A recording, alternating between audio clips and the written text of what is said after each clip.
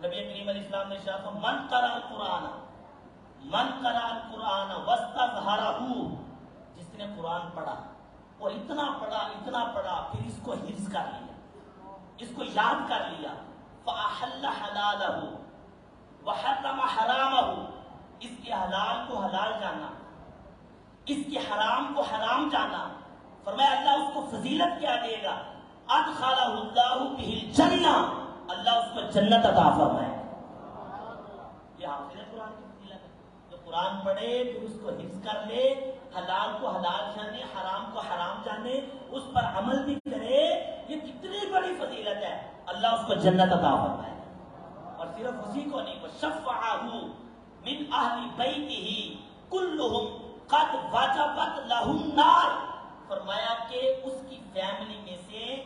10 لوگ ایسے ہوں گے جن کے بارے میں اللہ اس کی شفاعت کو قبول فرمائے، جن پر جہنم واجب ہو چکا ہے، اس کے رشتہ داروں میں سے، اس کے گھر والوں میں سے وہ 10 افراد جو پکے جہنمی ہو چکے تھے، جن پر جہنم واجب ہو چکا ہے، لیکن ایک حافظ قرآن، عامل قرآن، قرآن پر عمل کرنے والے کو کہا جائے گا تم نے اکیلے جنت میں نہیں جانا، ان 10 کا بھی ہاتھ پکڑو، ان کو بھی جنت میں لے جانا۔ تو قرآن ہے بھائی، قرآن کی یہ فضیلت انجینئرنگ کرنے کی نہیں ہے، یہ ڈاکٹری کی نہیں ہے، یہ فضیلت سی اے کرنے کی نہیں ہے، یہ فضیلت بی اے کی نہیں ہے، یہ فضیلت ایم اے کرنے کی نہیں ہے، ایم اے انگلش کرنے کی نہیں ہے، یہ فضیلت کمپیوٹر کے ڈپلومے کرنے کی نہیں ہے، یہ فضیلت دنیا کے اور کسی کورس کرنے کی نہیں ہے۔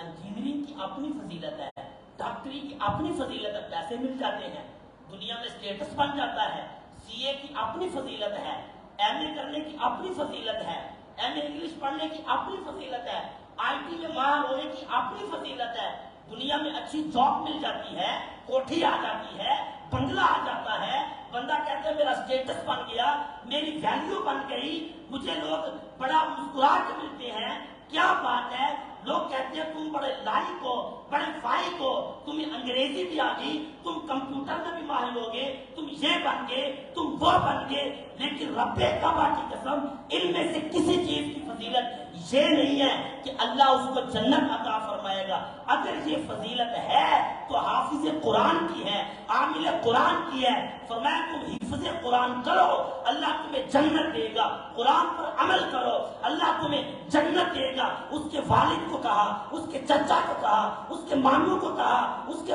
بھائی کو کہا، اس کو تانے نہ دینا، اس کو پریشان نہ کرنا، اگر تم پر جہنم واجب ہو چکا ہوگا تمہیں ڈاکٹر نہیں بچائے گا، تمہیں انجینئر نہیں بچائے گا، تمہیں سی اے والا نہیں بچائے گا، تمہیں کمپیوٹر ڈپلومے والا نہیں بچائے گا، اس والد کو، اس بھائی کو، اس چاچو کو، اس ماموں کو، اس رشتہ دار کو اگر قیامت کے دن بچائے گا تو حافظ قرآن بچائے گا، عامل قرآن بچائے گا۔